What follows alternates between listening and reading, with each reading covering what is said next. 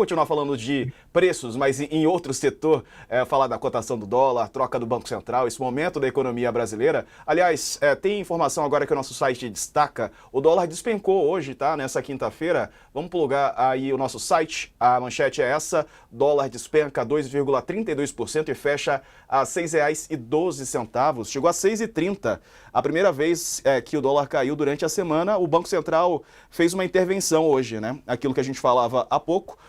O Banco Central fez essa intervenção ali com a movimentação, injetando 5 bilhões de dólares na economia, depois da moeda norte-americana alcançar 6,30 e o dólar começou a operar em queda depois de atingir esse valor. A primeira queda do dólar desde a quarta-feira da semana passada foi intensificada ali no final da manhã.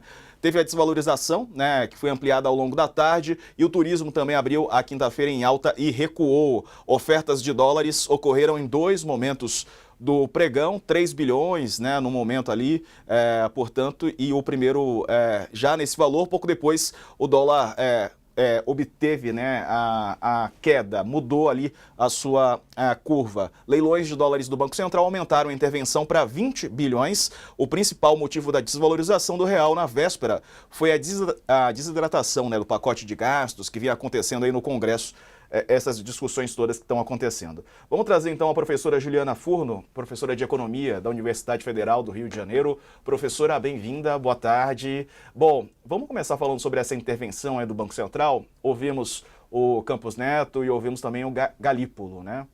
O Banco Central demorou para fazer a intervenção na avaliação da senhora ou agiu corretamente? Qual que é a sua visão, professora? Boa tarde. Boa tarde. Eu me somo aqui aos comentaristas anteriores, que houve uma demora inexplicável do ponto de vista do próprio regime cambial que a gente tem no Brasil, que é um regime de câmbio flutuante sujo, né? Essa expressão, esse adjetivo sujo quer dizer que o câmbio, né, o preço da moeda flutua através da oferta e demanda, né, de mercado, ditada pelo mercado, mas ele tem esse componente sujo, que quer dizer, sob uma determinada atuação do Banco Central para regular a disfuncionalidade cambial. Então, já houve vários momentos, né, não com o dólar tão apreciado, mas que teve forte desvalorização do real, que o Banco Central deveria ter atuado, né, com seus instrumentos próprios para isso, regidos sob uma perspectiva macroeconômica, inclusive seguida há muitos anos por muitos governos, e não atuou. Na minha avaliação, teve uma negligência e, quiçá, uma aposta, inclusive, dos setores de mercado, que, em alguma medida, capturam também o Banco Central para que deixasse, né, as livres forças da flutuação do dólar, que tem muito mais a ver, na minha avaliação, com elementos externos do que com a política fiscal, mas ao permitirem essa apreciação desmedida, né, pode dizer até que teve uma negligência e uma desresponsabilidade com relação aos instrumentos próprios de política monetária, que felizmente o Brasil acumulou, sobretudo nos governos Lula, com as reservas cambiais. Tá certo. Vamos lá então, Coutinho, faz a pergunta? Doutor, tem pergunta, sempre tem pergunta. Sempre. Repórter tem que perguntar. Professor, hoje de manhã a Bolsa abriu e o Banco Central, logo no começo da manhã, torrou mais 3 bilhões. Antes de acabar, antes do meio-dia, foram mais 8 bilhões. Essa semana foram 20 bilhões de reais das nossas bilhões de dólares das nossas reservas, ou seja, 127 bilhões de reais. Aí fiz umas contas de padaria aqui. A economia do ajuste fiscal do Haddad está prevista em ser de 70 bilhões de reais em 2 anos. Só essa semana torraram aí 127 bilhões de reais. Fora o que entregaram em emendas parlamentares, né, para comprar os votos do Centrão e tal, para aprovar o projeto, que, pelas últimas contas, também passou de 20 bilhões de reais. Ou seja, só por essa conta aqui, só aumentou o buraco. Quer dizer, para economizar 70 bi, torraram 150 bilhões. Como é que fecha essa conta? É que são contas diferentes, né? Esse recurso das reservas não é recurso de receita primária, ele não está vinculado ao orçamento anual, né? As metas de resultado primário ou agora o arcabouço fiscal.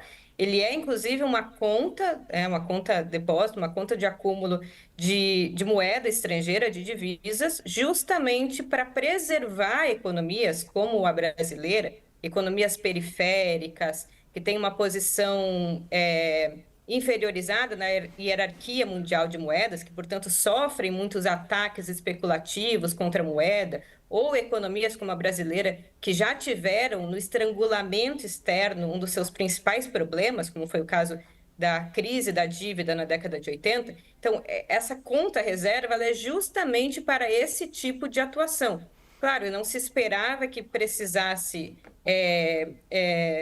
dispor de tantos recursos, de uma parcela tão grande. Parece muito dinheiro, é muito dinheiro, mas é bom comparar com um montante, né, de em torno de 300 trilhões, né, que tem das reservas. Então, frente do que acumulou, não é que está havendo um desfalque.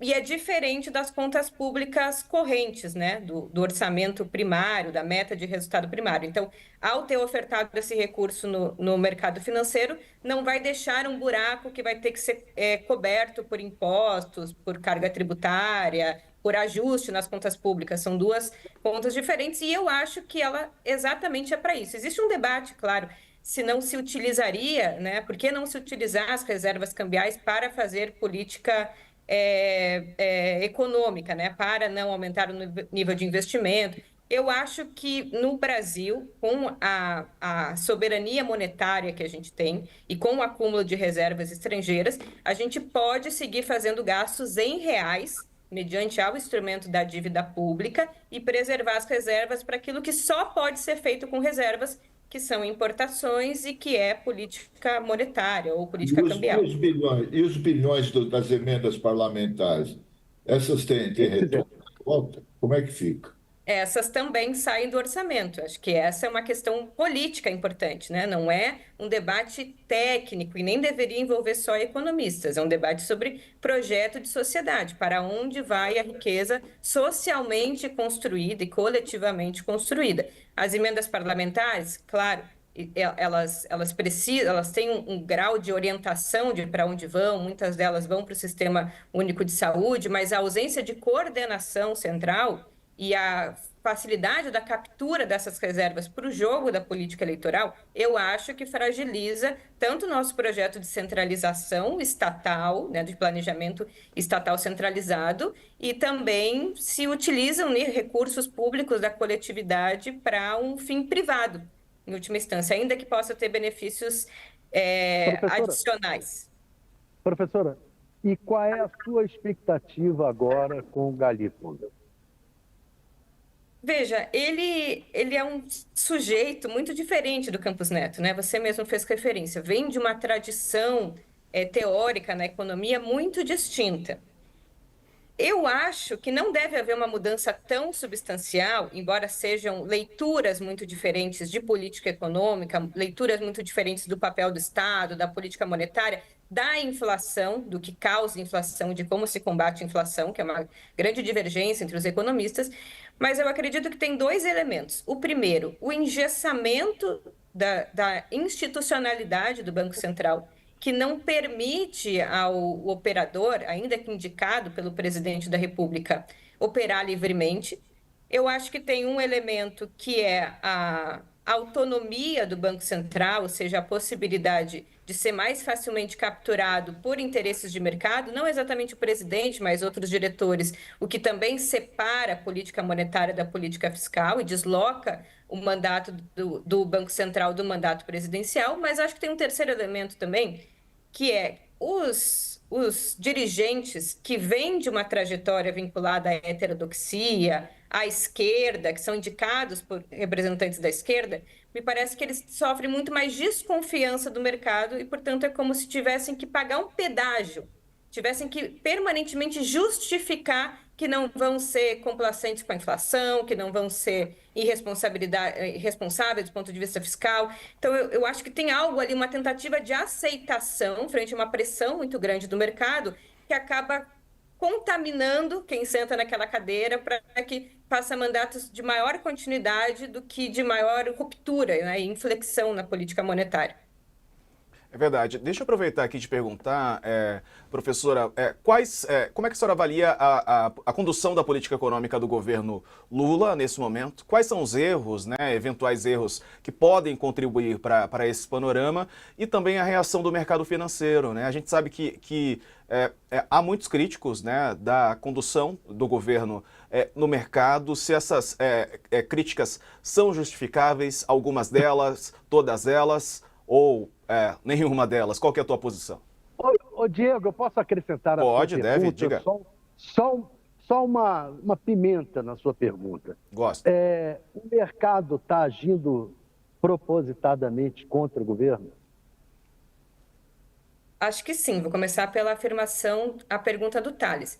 O mercado, ele, embora seja algo mais fluido do que uma instituição monolítica, né, com uma orientação muito clara, mas o mercado tem uma posição com relação aos seus ganhos financeiros. Os detentores da riqueza financeira têm opções políticas, tanto é que costumam se orientar por uma candidatura ou outra durante o período eleitoral.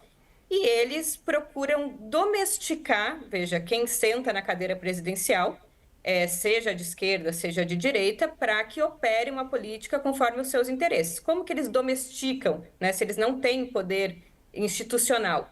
Ou fazendo pressão para que haja uma maior autonomia da política econômica com relação à presidência da República. Então, o teto de gastos que existia anteriormente, a própria independência do Banco Central, são formas de você retirar do Estado, em última instância, retirar da democracia, porque é no presidente que a gente vota, a capacidade de atribuição sobre essas políticas fundamentais. E o segundo é fazer o famoso terrorismo, né? Terrorismo fiscal, prioritariamente, que é você atuar sobre aqueles capitais especulativos de curto prazo, apreciando e depreciando a moeda conforme falas que agradam mais ou desagradam mais os operadores do mercado.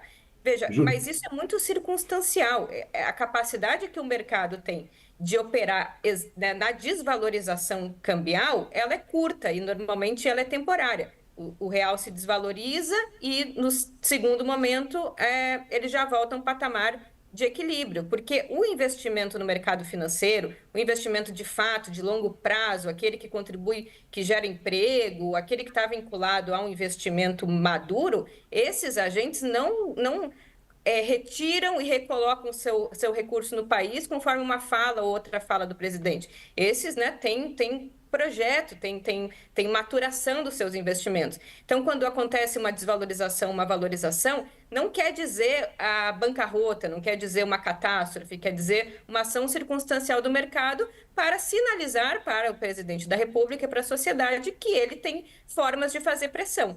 E a última pressão é a pressão através dos seus prepostos intelectuais, vamos dizer, aqueles que através das suas colunas, das suas opiniões, apregou uma ideia de que se não houver equilíbrio fiscal já no ano de 2014, o dólar vai disparar, isso vai impactar a inflação. Para lidar com a inflação elevada, vai ter que haver mais choque de juros, e isso, por sua vez, vai dificultar o crescimento econômico. Então, eu acho, respondendo ao Diego, que a política econômica do governo Lula está indo na direção certa e isso se manifesta em dados.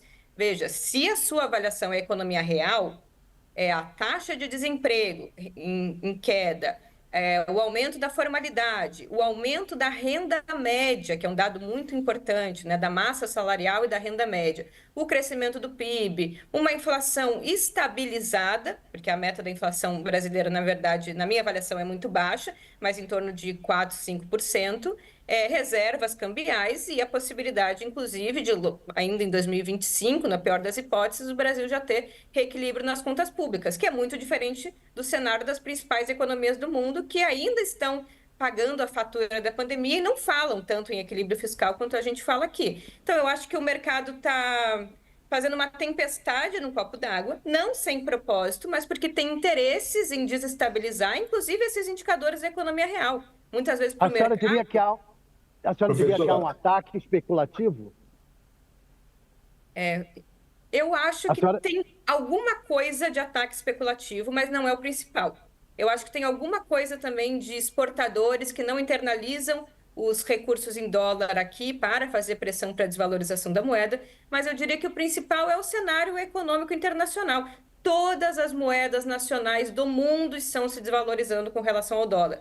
A segunda moeda que mais se desvalorizou, que é a moeda mexicana, a terceira, que é a da Turquia, são países que têm equilíbrio e até superávit fiscal, ou a Noruega, que tem uma baixa relação dívida-PIB. Então, não é a questão fiscal que determina o maior ou menor investimento, ou a menor ou maior entrada de capitais. Isso não falando de capitais de curto prazo. Então, são realidades muito distintas de países que têm equilíbrio fiscal, de países que têm dívidas maiores ou menores, que também estão sofrendo desvalorização cambial. Tem uma incerteza internacional muito grande, desde a vitória do Trump. Isso vem se acentuando e vai se acentuar provavelmente ainda mais, porque em períodos de incerteza global, os detentores da riqueza vão se refugiar no lugar mais seguro, que é o título da dívida pública americana. Então, vai haver uma desvalorização. O Brasil tem apresentado um comportamento pior, porque é uma moeda das mais voláteis do mundo. Também é bom lembrar que não existe nenhum controle de capitais no Brasil, mas é um movimento generalizado. Se fosse só do Brasil, eu acho que as questões domésticas poderiam ter mais peso. Tá certo. Última pergunta, então. Vai lá, Couto. É bem rápido.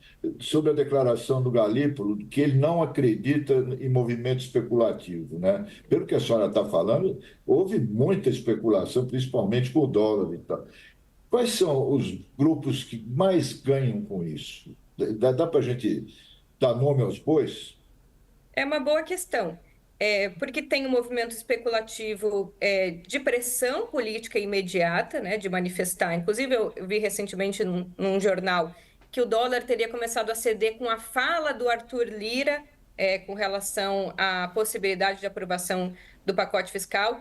Eu não sei nem se eu acredito que exatamente essas coisas coincidam, mas se for verdade, é um pouco a prova de que é um movimento orquestrado, né, dos operadores dessa riqueza que usam esse capital de curto prazo, extremamente volátil e especulativo. Agora, tem uma outra parte que não só faz pressão política, quanto se beneficia, principalmente os exportadores, os agentes que fazem hedge, que tem swap cambial, que vão ganhar na mudança abrupta dos preços, né? Então, tem muitos setores e agentes se beneficiando desse movimento de apreciação e depreciação da moeda brasileira com relação ao real.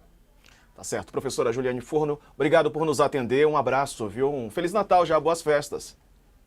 Muito obrigada, Feliz Natal. Obrigado, professor. Muito boa a entrevista. Tchau, Valeu. tchau. Obrigado. Valeu, é isso aí. Sempre ouvir também, né, pessoas da academia, a gente ouve também muita gente do mercado financeiro, para a gente ampliar os nossos horizontes, ouvir opiniões diferentes e aí cada um tira as suas próprias conclusões, é claro.